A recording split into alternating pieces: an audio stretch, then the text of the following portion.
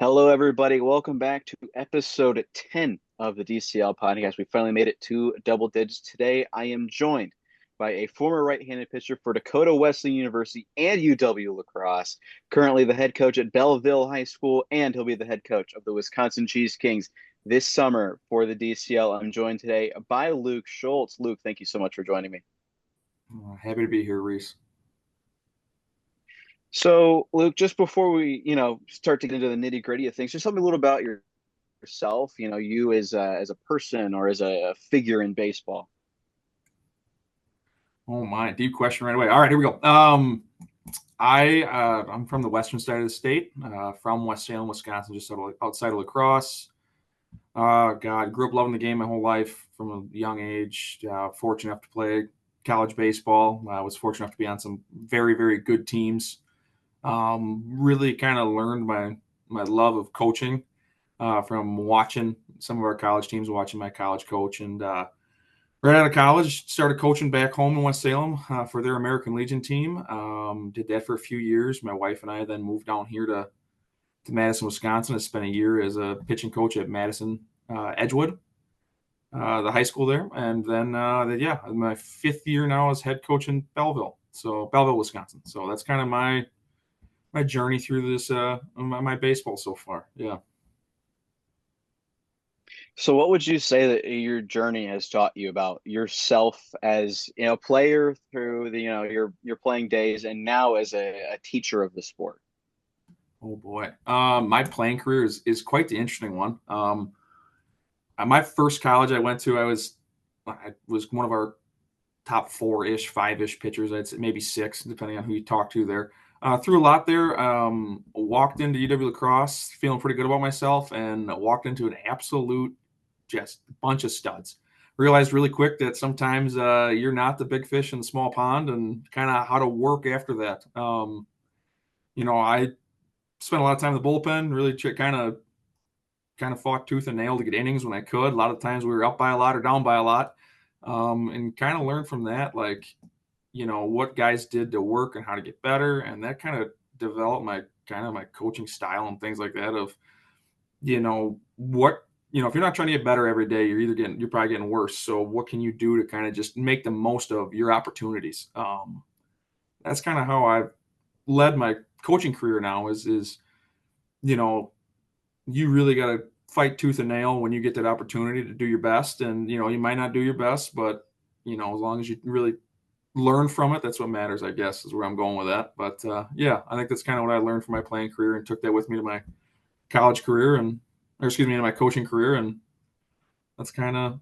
what I try to instill into our guys. Yeah. So how long have you been affiliated with the DCL and how did you hear about Um, how did I hear about it? It's probably the easier of the two answers there. So kind of through chance.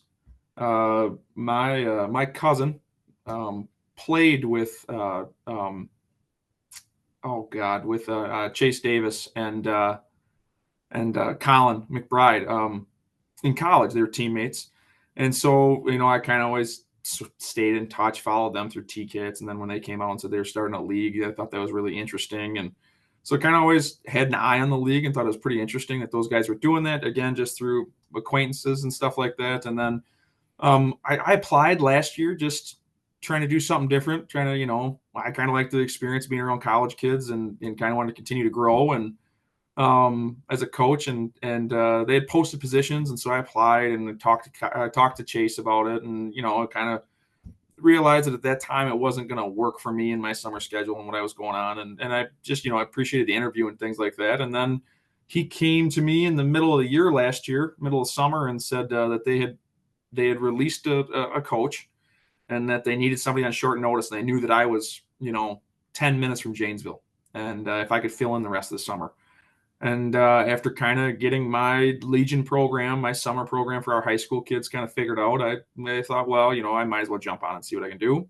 And so that's kind of how I got my start in the DCL, and how I joined was I ended up being a replacement coach and replacement manager after about, like, I think they had 5 or 6 games in at that point. So I kind of walked into that and that's kind of how I took over. And this will be my second year, and I'm pretty pumped. So, what are you bringing to the table as a coach? Oh man. Geez, what a question. What I hope to bring is kind of just a nice, like, relaxed vibe. Man, I played a lot of summer ball in my college career. I traveled all over. Heck, I played in the Mink. I played in the Prospect. I spent 10 days in the Northwoods. Some coaches that get in the summer, they get a little heavy on themselves, and they need to also, so I'm going to try to take into the fact where I just want our guys to get their innings, get their experience, try to win, compete like hell. I'm kind of a fiery guy at times. Try to keep it lighthearted though at the same time and fun for the kids. I feel like you have success when you're having fun. I think that's what happened last year. We made it as far as we did with that group of guys because they were close knit and they like to have a lot of fun, and we made a nice little run there at the end. And I'm hoping that's what I bring again, is just kind of a nice, relaxed vibe and have a lot of fun and play a little ball, if that makes sense. Yeah, so to build off of that, the Cheese Kings last year, last place in the regular season, but can you talk a little bit about that postseason run and then how you kind of want to build off of that going into this year? Yeah. So basically, looking back at it last year, like I said, I took over, didn't know any of these kids. They didn't know me. You had to kind of try to form a quick bond fast. You kind of heard them out about what they'd experienced before me, and you try to do your best to kind of make it a positive experience for those kids when they were there. And it took a little while. We took some beatings, if we're being honest, and I was trying to learn the kids and who could throw when and what positions they were supposed to play. And I'm sure I had the lineup backwards a couple times, and then that's the way it kind of goes when you're learning a new team. And God, for some reason that we just got the right guys to join the team at the right time too. When I first started, we added a few really nice pieces in the middle there, and I mean, they were just a close knit group of guys. That's the best way to describe it. They're golfing together, they're hanging out together. It was fun every single day. And I think that's kind of what led us to kind of go on a roll. And we kind of got some arms figured out, and we threw a lot of really, really good high quality innings. And going into the playoffs, I kind of knew, like, okay, when I throw our best couple arms out there, kid like Braden Sales, kid like Max Wool, who's coming back this year, who I think he led the league in innings, if I remember right. That kid, I knew going into the playoffs that they were going to give us a chance to win and at least get to the championship. And if we made it that far, we'll see what the hell happens going into that series. And we just kind of got hot. That's the way baseball goes sometimes. You get those kids that kind of go on runs. A kid like Neil Jansen last year, catching wise, I think at one point he was hitting over 500. Those are the type of things you kind of look back at and you go, yeah, that's kind of how we went on our run, and it was a blast. And kind of, building on that, I think that's kind of the whole goal again, is, to realize, like, it's not really how you start or how the middle goes, or if you slump and it doesn't really matter. As long as we catch a little heat at the right time, we're going to be okay. So that's kind of what I'm hoping happens again. Hopefully we can build on that. Some of my returning guys, I hope they can kind of inspire that and remember that and build off it. Yeah, you mentioned those returners. Looking at your guys' roster, there's quite a few names who are back this year from last year. Is there anyone looking at your roster who, you're kind of looking at to, you can say it directly to me or to the people watching, keep an eye on this guy for the 2025 season? I think Connor Gidley is an absolute stud in the middle infield there. Kind of one of those kids, got a sure glove, good leadoff hitter, good bat. He's at Rock Valley. He's going to Parkside, or excuse me, Pine Bluff. Oh my, Arkansas Pine Bluff next year. I think he's kind of the real deal. I mean, he's going to kind of be our leader. I think. He's not a big vocal guy, but God, can he lead by example? On the pitching staff, you got a guy like Henry Bishop coming back, Max Wool. Like I said, Max is one of those kids where, he's going to go give you 6 innings. It's going to be tight. You got to just hold on for him in the end. Mike Zink, I think, is being another kid that's going to shock some people. I think he's going to do a really nice job. He threw some innings last year for us as a incoming freshman. Now he's going to be a sophomore. He's going to do some nice things. Pat Shork's coming back. He's kind of our fiery guy. Hopefully he doesn't get thrown out of a game and I don't get thrown out of a game again. But if we can keep those guys in the right spots, we're going to be okay. I think those are kind of the guys I would watch. I really think that Connor Gidley, if he has a season I think he's capable of having, could be in the talks of one of the better players in the league. And also another key contributor is it sounds like Colin Hageman, who was very instrumental for us last year as our glue guy, utility guy. He's going to come be our assistant coach, it sounds like. So that's going to be another thing that's going to be huge to have him with his experiences in the league kind of help mentoring our kids, our guys, kids. I keep saying kids because I coach high school, our young men. Yeah. So I want to backtrack there for a second. You said you don't want to get tossed out again. Do you care to elaborate on that? Yeah, Rhys, every once in a while you say some things you shouldn't say. And that happens. We were in quite a slump. We were in that middle area where I think we had lost 5 straight, 6 straight. And I asked an umpire to just talk to his partner, and then no words were said. And then I asked him again, and then nobody said anything again. And I asked him a third time, and he just kind of stared at me. And I think he was trying to tell me, I think, that I needed to go talk to that guy first, which I understood, but I wasn't going to go yell all the way across the field. I thought, hey, within some decency, he would went and talked to his partner. And so after nobody said anything for an awkward pause, I said a few choice words of something along as, I guess I'll go bleep myself then. And I was then escorted to out of the park. But I think that kind of sparked our guys a little bit. Yeah, and I hope I don't do it again. I don't think our commissioner last year was too impressed by me doing that. But hey, every once in a while, you got to kind of let it go.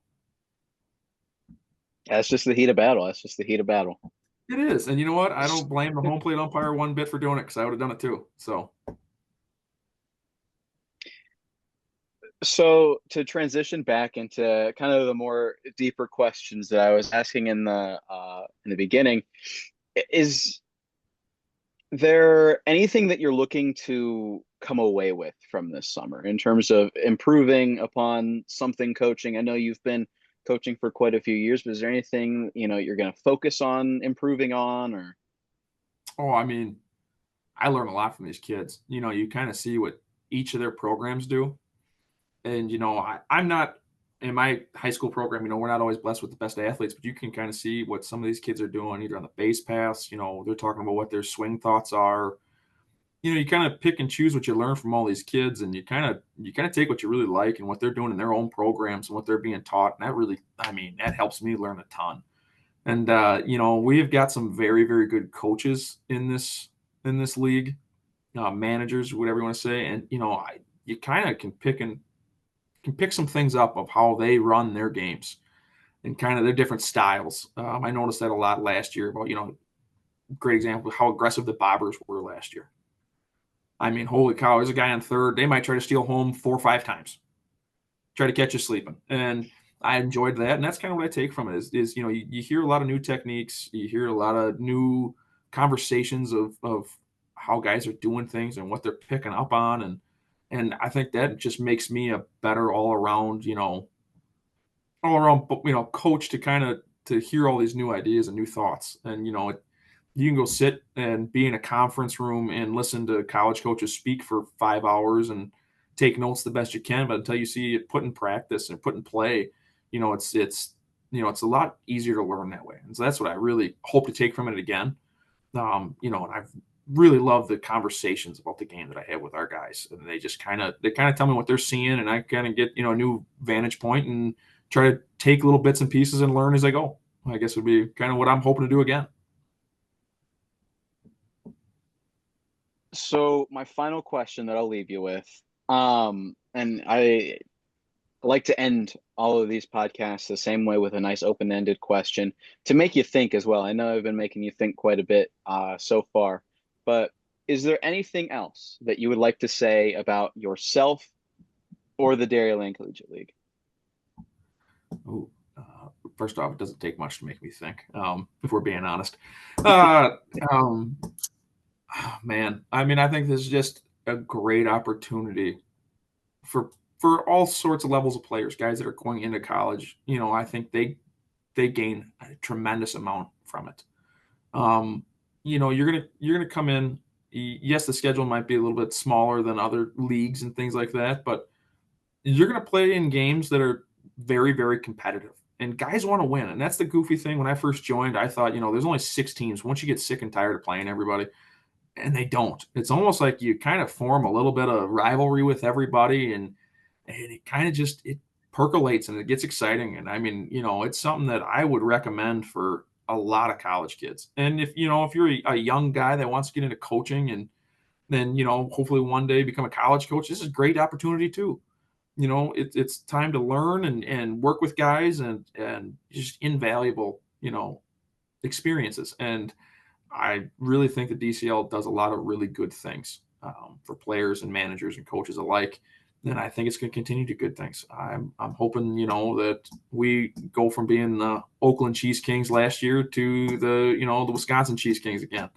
Yeah, that's kind of my thoughts on the DCL. I think it's a great experience, and I had a ton of fun, and I hope to have another blast again this summer. All right, Luke, thank you very much for your time. The Cheese Kings open up their season on June 4th. They'll take on Waukesha at 6 p.m. on the road. Luke, I want to thank you again for your time, and we'll see you guys next week here on the DCL Pod. Have a great night.